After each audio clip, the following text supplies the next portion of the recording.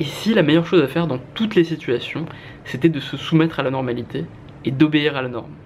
C'est ce que je crois et je vais t'expliquer ça dans cette vidéo et c'est pas du tout une blague. C'est pas une idée qui vient de moi, je vais ici résumer un essai que j'ai lu et donc je mets le lien juste en dessous. L'idée c'est qu'il y a deux définitions de la norme. La définition un peu classique, c'est de croire que la norme c'est ce qui est moyen, c'est la manière dont se comportent la plupart des gens dans la plupart des situations. Et donc si tu te comportes bizarrement, si tu te comportes d'une manière différente, tu es anormal. Et pour les gens qui suivent ma chaîne en particulier, eh bien la norme c'est pas une bonne chose.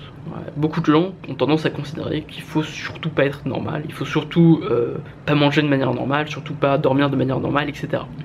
Et voilà, c'est une vision des choses que beaucoup de gens ont. Il y a même plein de gens qui ont cette vision aujourd'hui que la norme ça n'existe pas, qu'on ne peut pas être normal, que personne est normal. Ce qui est assez fou, parce qu'en fait il y a une autre définition du mot norme, définition qui correspond à l'étymologie du mot, c'est que la norme c'est respecter une règle, respecter une loi. Et pas respecter une loi qui a été définie par quelqu'un d'autre, mais une loi en quelque sorte naturelle. Peut-être une règle qui est en nous, une loi qui est en nous. Et je pense que c'est aussi possible en ce qui concerne les êtres humains. C'est possible pour les êtres humains de trouver leurs normes et de la respecter. Et je pense même que c'est une bonne chose et c'est ce que j'essaye de faire moi-même. On va parler plutôt d'abord, avant de parler de la norme en ce qui concerne les êtres humains, de la norme en ce qui concerne les objets. Il y a une norme en ce qui concerne les objets, il y a une bonne manière d'utiliser des objets.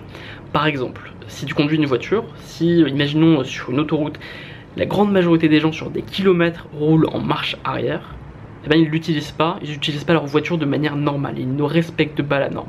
Et peu importe qu'il soit majoritaire, peu importe que tout le monde fasse la même chose, ils ne sont pas dans la norme, ils ne sont pas normaux. Pourquoi? Parce qu'ils ne respectent pas la norme de construction du véhicule. Le véhicule n'est pas censé être utilisé comme ça. Il est censé être utilisé en marche avant pour aller plus vite, pour être plus maniable, et être utilisé de manière optimale et fonctionnelle en marche avant. C'est la même chose pour tout, pour les vêtements, tu vois. Je suis pas censé porter ma chemise à l'envers, je suis pas censé la porter n'importe comment, sur la tête ou sur mes jambes. Là, je l'utilise de manière normale, telle qu'elle a été faite, et de la manière dont elle est censée être utilisée.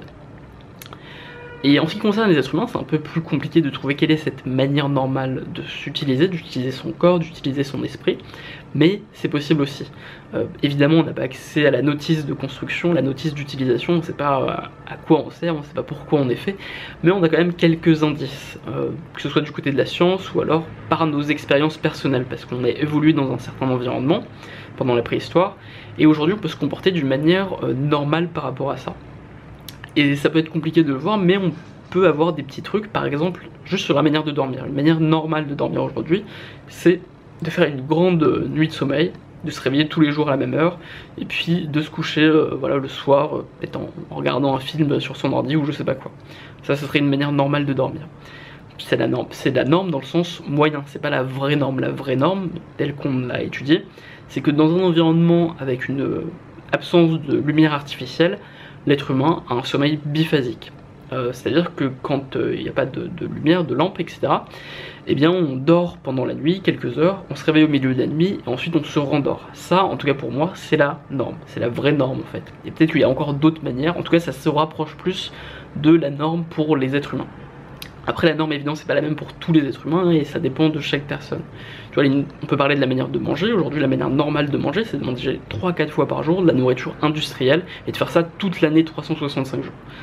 Ça c'est pas du tout normal, c'est pas la norme. La norme elle est très dure à trouver mais elle se rapproche à mon avis plutôt de quelque chose qui consiste à pas manger 3 fois par jour et puis avoir des périodes de jeûne pendant l'année.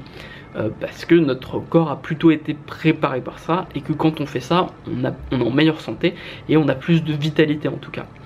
Et évidemment, il n'y a pas une norme parfaite qui nous dit comment on doit manger exactement, mais il y a un certain espace qui s'inscrit dans la norme et un autre espace dans sa manière de s'alimenter qui sort de la norme. Et évidemment, il faut bien faire la différence entre la norme moyenne et la norme fonctionnelle. Évidemment, tout ça c'est très dur à trouver. Surtout que dans tous ces domaines on n'y connaît rien. Le sommeil on ne sait pas à quoi ça sert, on ne sait pas pourquoi on dort. Le sommeil polyphasique on ne sait pas si c'est bon ou mauvais pour la santé, on comprend même pas vraiment pourquoi des gens y arrivent. C'est-à-dire des gens qui dorment plein de fois, 5, 6, 7 fois dans la journée pendant 20 minutes et qui dorment moins longtemps. Pareil sur la nutrition c'est une science très jeune, tout le monde se contredit, personne ne sait en réalité ce qu'il faut faire vraiment, même sur le jeûne il y a plein de débats. On est vraiment à une époque où on commence à découvrir quelle est la norme humaine et la norme individuelle. Et je pense qu'il ne faut pas se contenter en fait de se dire qu'il n'y a pas de normes, que voilà, la normalité ça n'existe pas. Parce qu'en fait les gens disent ça un peu pour se défendre d'avoir un mode de vie un peu alternatif, mais je trouve que cette position là de dire la norme ça n'existe pas, personne n'est normal, je trouve que c'est très faible en fait et très défensif. Pour ma part je préfère affirmer que je défends la norme, que j'essaye d'être normal, que j'essaye de trouver ce que ça veut dire et de m'y plier, d'obéir en fait à ma norme. Donc voilà un peu l'idée que je voulais expliquer aujourd'hui. On pourrait parler aussi d'un sujet extrêmement important en ce qui concerne la norme, c'est le fait de se soumettre à un patron par exemple, ou de travailler dans une grosse boîte. Aujourd'hui c'est normal de se lever tous les jours à la même heure pour travailler pour quelqu'un et lui donner de l'argent et pas forcément faire ce qu'on veut. C'est la norme moyenne, alors que plutôt a priori une manière normale à mon avis de travailler, de se comporter dans sa vie de tous les jours, c'est plutôt d'être libre, de faire ce qu'on veut, peut-être d'être dans un petit groupe, pas dans une très grande hiérarchie ou alors dans pas des hiérarchies du tout, et de pas être soumis à quelqu'un. Je pense pas que le cerveau humain soit optimal et qu'il soit fonctionnel et qu'il soit fait pour fonctionner comme ça. Alors après la question c'est qu'est-ce qui nous permet de savoir si on se comporte normalement ou pas. Je pense que ça va au-delà du simple fait de savoir si on est heureux ou pas, si on est épanoui ou pas.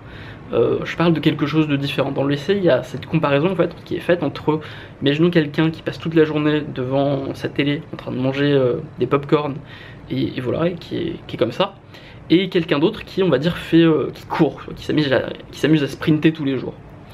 Bah, le mec qui sprint et qui est complètement fatigué, ou la fille qui sprint qui est complètement fatiguée après ça, je sais pas si elle est vraiment plus heureuse, plus épanouie. Tu vois, c'est pas le sujet en fait, c'est pas ça la question de la norme.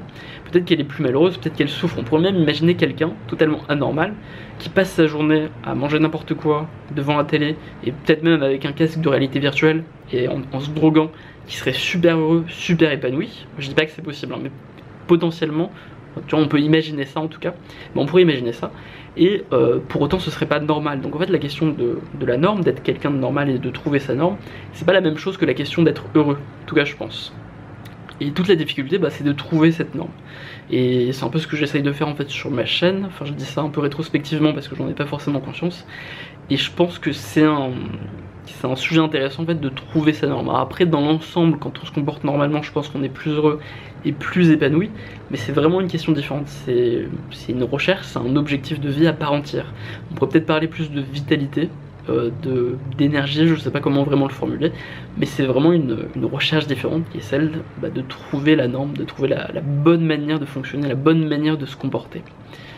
Voilà, c'est un peu tout ce que je voulais dire sur le sujet. Un petit mot, un dernier mot en fait sur cette question, pourquoi est-ce qu'il y a une telle différence aujourd'hui entre la norme moyenne et la norme fonctionnelle. Il y a une explication à ça, c'est la question de la scalabilité. À une époque peut-être où les groupes humains étaient beaucoup plus petits, ils étaient peut-être des tribus, peut-être les cités-états aussi, où la collectivité, l'échelle politique était beaucoup plus petite. Eh bien il y avait je pense une différence entre cette norme moyenne et cette norme réelle, cette norme dans le sens loi, règle, fonctionnalité. Je pense que l'écart était beaucoup plus petit quand il y avait des petites sociétés. Et aujourd'hui, comme on a souvent on travaille dans des très grandes boîtes, on vit à des très grandes échelles, on est à des échelles politiques qui sont immenses, qui sont les nations, même les continents, et bien dans ce cadre-là, il y a effectivement forcément une très grande différence de normes. Pourquoi ? Parce qu'en fait, il y a des normes qui sont scalables et des normes qui ne le sont pas. Il y a des choses qui sont scalables et des choses qui ne le sont pas. Alors qu'est-ce que c'est que la scalabilité ? C'est un domaine qui vient du monde des startups, des Silicon Valley. L'idée c'est qu'il y a des choses qui peuvent grandir à une échelle infinie et permettre à chacun de faire des économies d'énergie, et des choses qui ne peuvent pas grandir, qui coûtent de plus en plus cher quand elles grandissent. Donc exemple McDonald's, tu vois, McDonald's tu peux en trouver partout dans le monde, et c'est de la viande industrielle, et partout dans le monde tu sais à peu près ce que tu vas trouver, et puis c'est facile à produire, et puis c'est de moins en moins cher quand c'est à une très grande échelle. Donc en fait cette nourriture là, la nourriture du fast food, c'est la norme scalable en termes de nourriture, tu vois, c'est vraiment la norme à une échelle on va dire mondiale.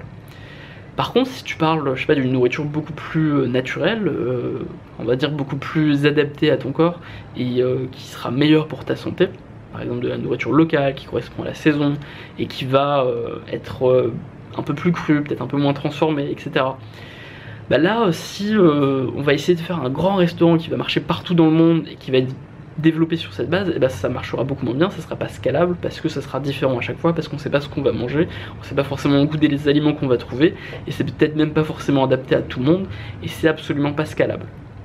Et le problème il est là, et c'est pareil avec les grandes boîtes, c'est que elles ont leur propre norme, qui est la norme scalable, une manière de se comporter avec sa hiérarchie, etc., qui marche à une très grande échelle sur des milliers d'employés, et qui correspond pas du tout, on va dire, à la norme naturelle, à la norme individuelle, dans laquelle tu vas plutôt avoir une relation amicale avec les gens avec lesquels tu vas travailler. Tu vas peut-être avoir un leader, mais ce leader va pas avoir un pouvoir très important sur toi. Tu vois, si tu penses à une tribu de chasseurs-cueilleurs, peut-être qu'il y avait un leader de manière naturelle, de manière normale, mais celui-ci pouvait pas te dicter ce que tu devais faire, à quelle heure tu devais te lever, tout ce que tu devais faire pendant toute la journée. Et encore une fois, pour revenir sur ce point du bonheur et de la norme, je suis pas en train de dire que les hommes préhistoriques ou quoi que ce soit étaient plus heureux que nous, tu vois, c'est peut-être pas le cas. Mais c'est une question différente en fait, et je pense pas que le but de la vie ce soit forcément d'être heureux. Je pense, en tout cas aujourd'hui au moment où je fais cette vidéo et je viens de relire cet essai, je pense que le but de la vie c'est plutôt d'être normal, c'est de trouver cette norme. Donc voilà mon opinion du moment, je te laisse en débattre dans les commentaires. N'hésite pas à me dire ce que t'en penses, n'hésite pas à me traiter de fasciste. L'idée en fait de cette norme, pour, on va dire un petit peu tempérer les choses, c'est qu'il s'agit, je suis pas du tout en train de dire qu'il faut dormir d'une certaine manière, qu'il faut manger d'une certaine manière et travailler d'une certaine manière, mais juste qu'il y a un certain espace en fait de comportements normaux et qu'il faut pas, en tout cas moi je choisis de pas le rejeter en bloc ce concept là, et je pense qu'au contraire il est extrêmement utile. Et voilà, je te souhaite une super nuit, une super journée, on se retrouve demain pour une nouvelle vidéo à minuit, c'est toujours le projet de 30 jours, 30 vidéos, donc voilà, à bientôt et bonne soirée. Merci d'avoir prêté ton attention à ce petit concept. Tchuss.